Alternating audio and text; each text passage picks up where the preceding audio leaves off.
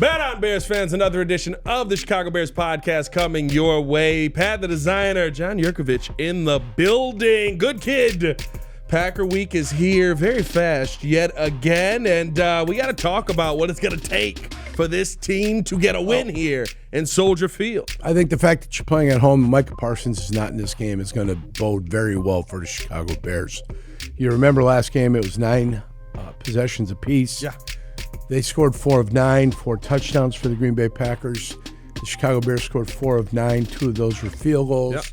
One was a touchdown with a 2-point conversion, which ended up, was it a 2-point conversion? 2-point conversion, yeah. Which ended up First one completed of the season, I believe. Yeah.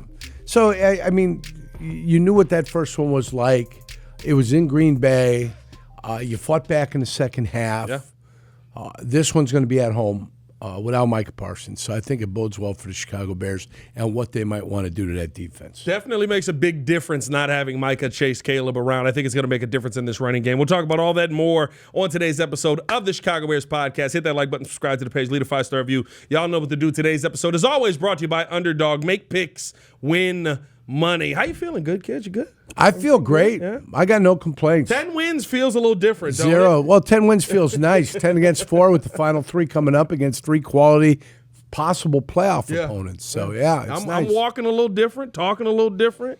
Yeah, I mean, the groove's a little different. Sure, why not? Right here before the holidays, the Bears are there's something special. You get 11 wins before Christmas Day. I mean, that's kind of nice. You want to know my favorite part about all of this? I haven't for a second. I couldn't tell you a single player I want the Bears to draft. Haven't looked at a draft selection. I know there's positionally where I want to go. Oh, yeah, that's easy. I couldn't tell you who, what, where, when, and how. Pass rusher, Texas A&M. You got a pass rusher? I'm sure he's got a name. I don't know it, but I'm sure he's got a name. Are you just going general, or is that the guy? No, there's a pass rusher from Texas A&M. Okay. Yeah. But it depends where you're going to pick. Are you going to pick 18th, 19th? Are you picking 24th? Where are you going to pick? You know, that's also one of the things that you got to consider. But I'm glad I don't have to consider that until after the playoffs. Not until after the playoffs. Let's hope that it is a fun, long playoff ride. But we got to win this game this coming Sunday, good kid, and I think you hit the nail on the head starting this off.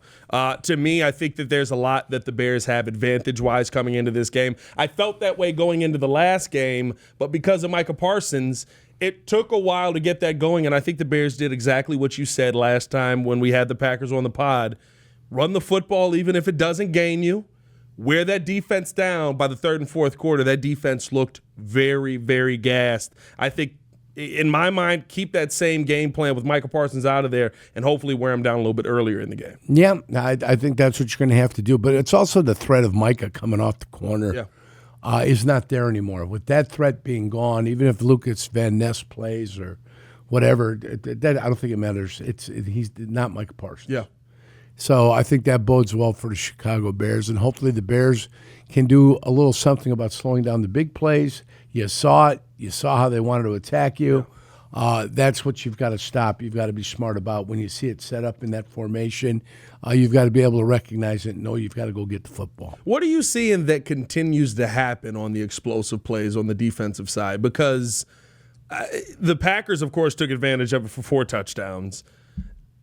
Quiet as it's kept, I know we dominated the Browns, but every pass that actually worked on the team was an explosive pass. If Jerry Jeudy had any talent left in his hands, you actually give up an explosive touchdown on Jalen Johnson. What are you seeing? Is that just a pass rush issue that the Bears have? No, I don't think it's a pass rush issue at all. I think you were playing man technique. I think Bears play very aggressive. Mm-hmm. They play everything like it's going to be a short pattern. These plays went long, and the throw was up there enough where the player could run underneath the football. Yeah. Wasn't thrown on the line. It didn't have to be a perfect throw. It was thrown up in the air and let the ball come nestle down and let the receiver see it and go get it. I think because the Bears play very aggressive, they'll jump stuff. They'll play underneath it, 100%. try to get the interception. It's made them susceptible in a couple of these plays. I think what Green Bay did specifically was through the 3 and the 1 out there. Yeah, a lot of 3-by-1. Those those 3 routes where they put one shallow, one deeper, and the other one stayed up there to draw the attention of everybody else, and they ended up hitting that guy a couple of times. The middle guy of the 3, I think now you recognize what's happening, what's going on. Now they'll try to get to it different ways, but try to do the same thing to you to cause confusion for your defensive backs. So hopefully they play that concept a little bit better. But simply put, you can't let them score 4 touchdowns. Yeah.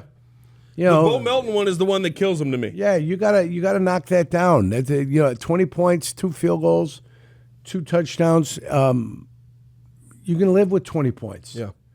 If Green Bay only scores 20 points, I think the Bears win this game. So you just got to force them to kind of bog down a little bit. But the pass rush is always going to be a problem for this team. But they blitzed trying to get to the quarterback. Yeah. Couldn't get there, and then the ball ended up getting thrown a long way. I think that, what's the best adjustment then? Because kind of what you're saying is the reason you're getting the turnovers you're getting. Recognition. Yeah. No, it's just the recognition of what's being run in front of your eyes. Yeah. Jalen Johnson on the one play sitting on the guy that's running vertical, but he's got a deep third. So if you got the deep third, you just can't get caught up with the guy that's in your area. Yeah. You've got to also conceptualize what might be coming to your area. And Jalen Johnson should have been able, along with the safety who's trying to come over, he should have been able to realize, hey, this ball's going deep. I need to get the depth that I'm supposed to get.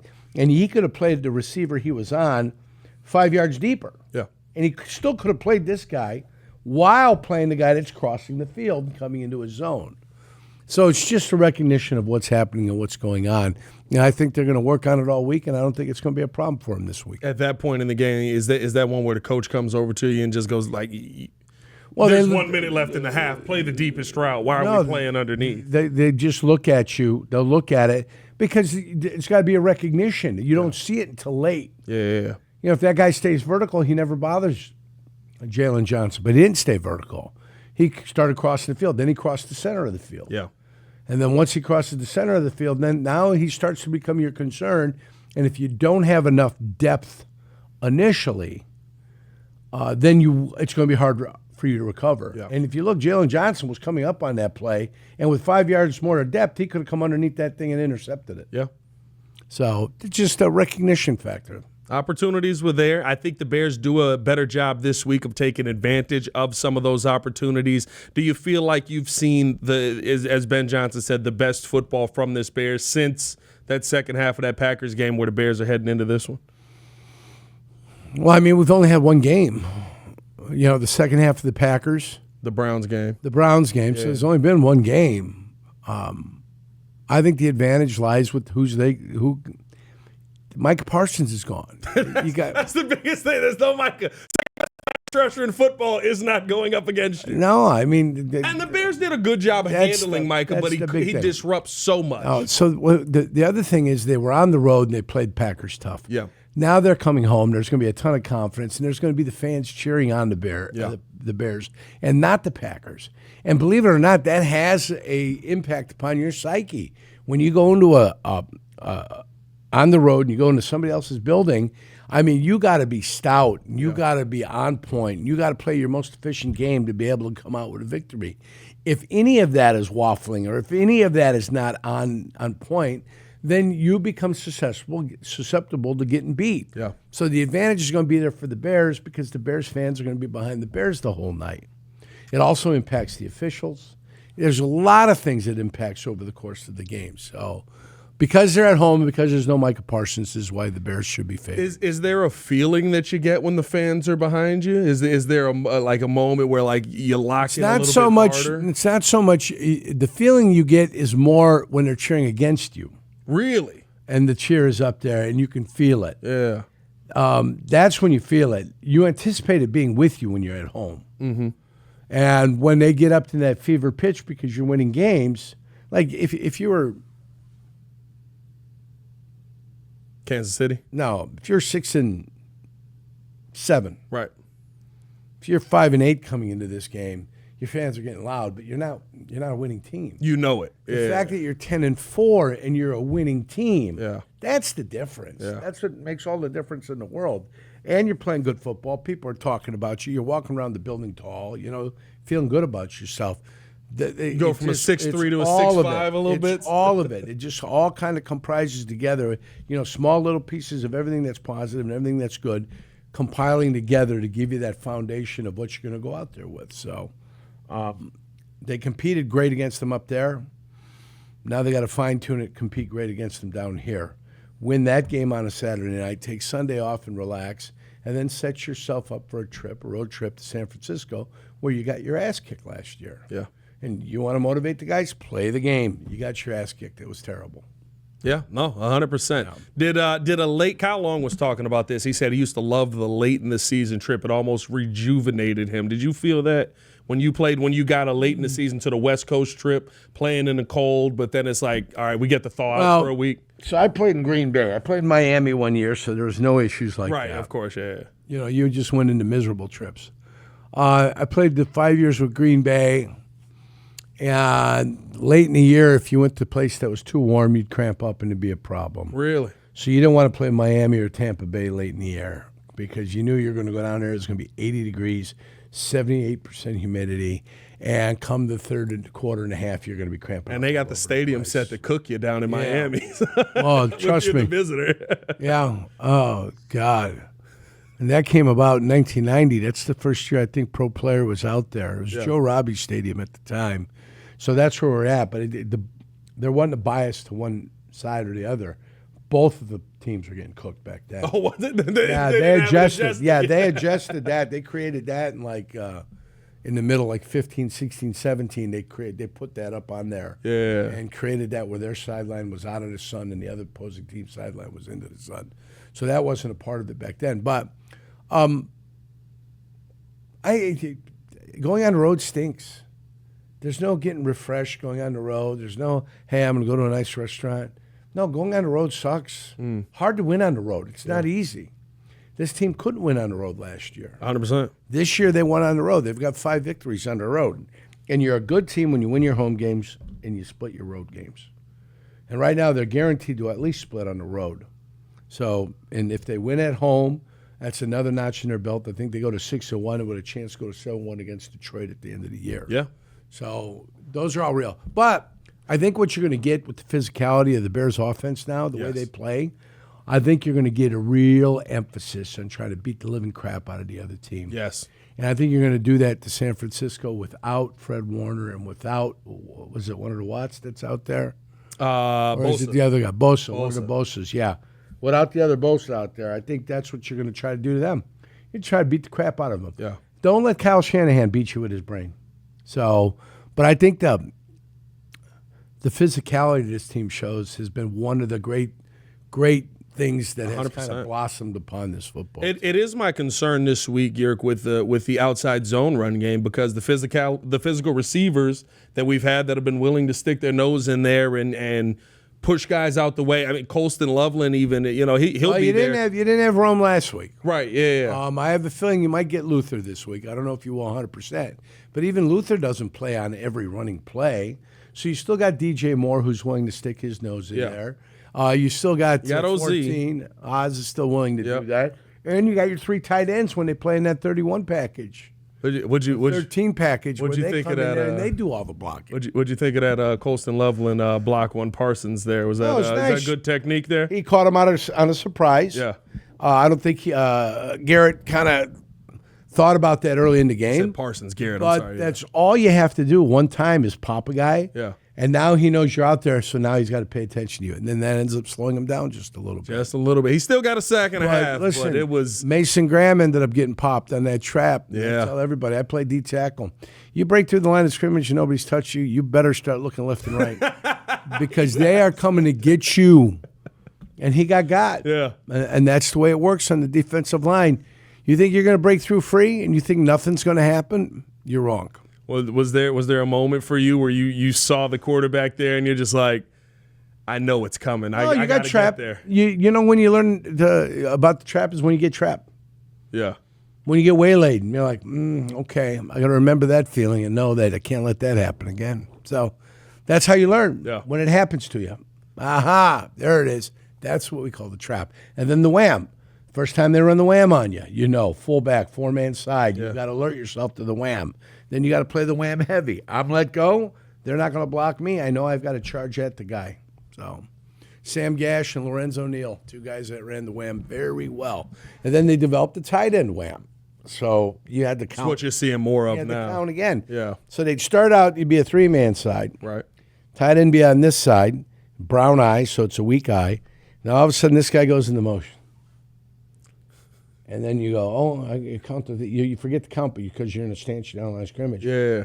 You see him answers, boom, wham alert. If you're a good linebacker, you're getting a wham alert. Wham alert, wham alert. To know that you might get whammed. Yeah. So if you had a good linebacker, you're happy. Or you saw it yourself, and then you can yell it out. I could yell it out myself too, wham alert. And then just know and be cognizant of the fact that you might be getting ear hold here pretty soon. Is that the football equivalent of essentially calling out the screen? And if you don't call out the screen, we got to have a conversation on the sideline about this? Well, the problem is usually you see the screen and feel the screen after you get let go. Yeah. So good teams that run the screen, you get lulled into it, and before you even know what the hell's going on, the ball's in the running back's hands, and you're praying to God your outside guy doesn't duck inside and they don't get the sideline. Because if they get the sideline, it's going to be difficult to get them. The minute you suck them back in, you suck them back into everybody. And the good players could make it look like they're going to stay outside, drop a foot, take a glancing blow, and then be able to make a play on them. The good guys could do that. You said you feel like the Bears get a win in this one. Yeah. Is this a dominant win or is this a divisional close? I think it's going to be. No, I think it's going to be a physical game. Yeah. What's the dominant win? If the Bears rush 10 points. If the Bears rush for 240 yards. Yeah. Right. Bears rush for 240 yards and they win the game. I don't think there's going to be 3 field goals in this game. So let's say they win the game 24-16. Dominant win. 24-17. Yeah. With that touchdown maybe coming late, where it doesn't really matter. But it depends upon the way the Bears' offense plays. Yeah. And the defense is good enough. I mean, they're not dominant, and they certainly can't get after the quarterback, but the defense is good enough to do things to help you win. So, and that includes the turnovers. I've called you the cold water of this show. When we're a little too high and a little too hot, Yep. You bring us back down. We're a little too low. We need a little wake up. You splash us, we wake up. That sounded bad. Don't worry about that. Don't clip that. What did you take away from what the Bears did versus the Browns last week? A 3-10 football team, but the best pass defense in football, and it looked like the Bears handled it, throwing the football pretty well. No, I think they played them well. They did the play action. They got them there. Their whole thing is built on their pass rush. Yeah. So if they can stop you running, they get to rush you and get to the quarterback. If they can get a lead, they can take advantage of you. The problem is they haven't been able to take a lot of leads this year. But they can once they can get after the quarterback and they put pressure on the quarterback, it causes you to make some mistakes back there. Yeah. So their defensive ranking is deserved. 100%. But the whole thing you were trying to do was give them a reason to quit. And when you made 14-0, you gave them a reason to quit. Yeah. Then they had a chance to do some things, but the ball going through Judy's hands, they had a chance to do some things, but they didn't. I would have made it, 10-14 at that point? The ball going through Judy's hands? So. The drive I liked a lot, except for the fact that Cairo Santos missed. The drive I liked was the 14-play drive. Yeah. Took 9 minutes off the clock. Yeah. And then I'm not asking for much from him, but it's a 35-yard field goal. You're supposed to hit those. You're supposed to be good at those. I don't even know what to do. So 17-0, I'm feeling real good about that. 17-0, 3-score game. I like it. But I still like the drive. I like what you did. The drive, yeah. And those are the drives that are going to win you football games. Those are the drives going to help you against San Francisco. That's the drives that are going to keep Detroit off the football field. I don't think their guys necessarily like to play in the cold weather anyway. Yeah. Getting Jahmyr Gibbs and getting Dave Montgomery outside, getting Amon St. Brown outside. Getting Jared Goff outside. Getting number 1 outside, getting Goff. And Goff does. Goff doesn't want to be Jared Goff doesn't like don't want to be out there. there. Hell no. You don't want to be out there. So I don't know what the Bears schedule. I just want to see him playing that physical style of football. This game is imperative. Go to 11-4, you qualify for the playoffs. Yeah. At 11-4, you're qualified. That's it. That's get to 11-4. And because of that Broncos loss, you put Green Bay to a point where they can't get to 12 wins this season because of the tie. The tie kind of starts to work in our favor. Because of the Broncos loss and because of the victory that the Bears are going to get this weekend. Yeah. You put them out of sorts. So Yeah. I don't worry about them at that point. Now you're 11-4 with a chance to do something going to San Francisco. They're going to be playing desperate times out there at San Francisco, too. They've got to keep winning to stay in the thing. You know what they do. They got the McCaffrey train going on over there. Kittle, they got him. I don't even know who their receivers are anymore. I don't. There are a lot of banged up guys over there. Jawan Jennings at times. I have no idea. Yeah. But that doesn't bother me. You're going to have to go in there and you're going to have to play physical. And I think they've been sending a message to every team in the league, and it's kind of permeated. Started in the news with the has Steelers come. in Philly, yeah. The news has come that they will pound you and they will beat the shit out of you. Yeah. And that's not a bad thing. That's not a bad reputation to have. Yeah. Now you got to have somebody that wants to go ahead and beat the shit out of you back. Somebody that doesn't care. Yeah. And there's teams out there that they don't care. Let's go. Let's start fighting. Yeah. And then when somebody drops, we'll be done fighting. Is that the Green Bay Packers? No. You don't think they have that? Not without Micah Parsons. Yeah. It's not. Yeah. You mentioned the 14-yard run. We've seen Ben do a 14-play drive. We've seen Ben have a 15-play drive, all runs. Do you think Ben Johnson gets to those plays enough? It seems like there are times where he gets locked in. I'll tell you what happened last week, and I don't worry about him getting locked in with the pass. He's got a feeling of what he's doing during the game. Yeah. If the pass is working, I think he'll stick with the pass. I don't think that would bother him. I know the one game necessitated them guys passing the ball a number of different times in a row. Yeah. One was leading up to half where they were trying to score in a 2-minute, and then that bled into the second half when they were trying to get something done. So it doesn't bother me. He's got to feel about what he's doing, what direction he wants to go. I think the worse the weather is, the more likely he is to want to pound the football. You put what you put on tape against Philadelphia. Yeah. The rest of the league saw that. So the rest of the league's like, okay, well, we're not going to do what they did in this situation. We're going to attack this differently. Yeah. And so some of you asked me, I think after that game, what would I have done in Philadelphia? I would have slowed my guys down. I'd be like, where the fuck you guys going? Slow down. You don't have to leave. They can run with they're trying to influence you guys over here. They're trying to get you. They're walling us, pinning the back guy, and there's no way in the world our safety can tackle a guy one-on-one when there's 8 yards between everybody. Yeah. He goes, I'm asking him to do the impossible. Yeah. So, that's how you stop it. Well, every team that looked at that film afterwards said, hey, we can't do this. At some point, we got to stick our foot in the ground. We got to stay. Packers did a good job of that last time. Yeah. You had called that out. You said they're going to be much more disciplined. Right. And they're not going to get out of their spots. They're not going to fly out and without kind of being cognizant of the fact that. So he'll step, stop. Yeah. And try to throw the guy by and wait for the running back to make his decision where he wants to go. So, but you asked me how I'd stop it, and that's what Green Bay did because they're not stupid. No, 100%. Yeah, 100%. But I think they're still going to try to run the ball. I like that inside trap they've developed. They probably run it about 5 times in the last 3 weeks. So, when's the last time you felt good about bookend tackles in Chicago, good kid? Blake Brockmeyer and John Tate. Jeez, you went further back than I thought. Well, you asked me the last time I felt good. That's the last time I felt good. Yeah. I'm trying to remember, more recently who it would have been. We have that was the point of it. That was the point of it. We haven't had bookends in a while here. Yeah. Yeah, when you had Jimbo Covert and Keith Van Horn, I felt good. Yeah, I felt great then. I didn't have a problem then. So James Big Cat Williams was pretty good, but I forget who played the other side. Is that Reuben? No, Reuben's after Reuben Brown that. played. Brown's He's a after. guard. He wasn't a tackle. Didn't they move him out to tackle? No. Okay. No, Reuben Brown didn't play tackle. He played guard. Right guard, that's where you found Reuben Brown. He never ventured anywhere else. All right. But they had to have somebody else that has come in. It's been a while, good since kid. Those guys. It's been a while. Well, even since Brockmeyer and John Tate, there had to be some other guys that came in here. Well, tackles that we've had, Kyle Long got moved out to tackle at some point. Yeah, but he was a guard. Moved into guard, played center. But he's a guard. To me, he was never a tackle. Yeah, well, we'll have to look it up. No, Tevin wasn't no good either.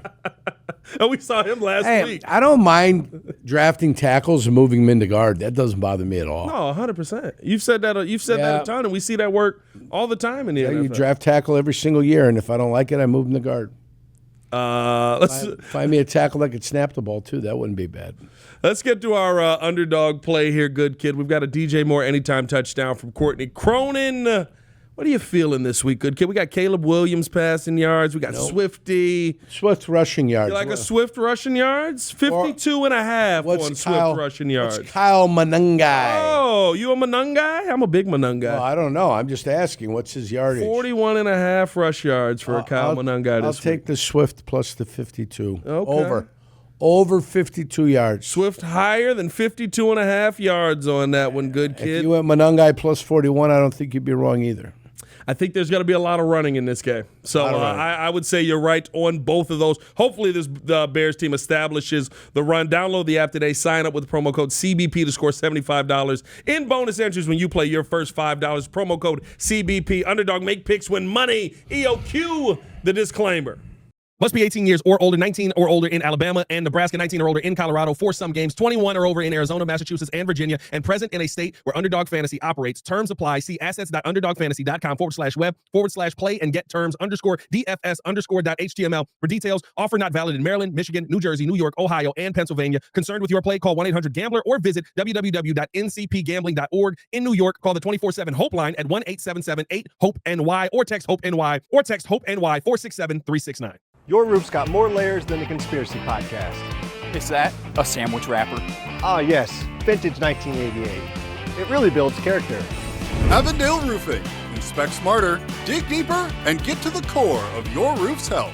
Welcome back in Chicago Bears podcast. Pat the designer, John Jurkovic in the building. Let's finish it out with this, good kid. We've talked a ton about the game. Feel like you're going to win. We have talked about throughout the entire season this Bears pass rush being a weak point of this team. Montez Sweat has kind of come alive here at the end, but still not enough. I don't know if you saw the news. Matt Judon has been released. Would you be interested in bringing in a Matthew Judon late in the season just to try and add something to this pass? Released by the Miami Dolphins, right? Released by the Miami Dolphins, yes. Has had a down year, but that Miami defense has had a down year. If 0 sacks is a down year, he had 12 and 15 sacks with the New England Patriots when he was 29 and 30. He's 33 now. He got injured 2 years ago. Yes. Not this year, not last year, but the year before, and has really not even been remotely close to ever being himself again. So the answer is absolutely zero interest in Matthew Judon, none whatsoever. That's one of those where it's time to go do something else because your days of playing football are probably finished. 2023, 4 with New England, 2024, 5 with Atlanta, and none this year with Miami. Did you ever see somebody when you were playing that got released, people were like, you're over the hill and bounce back?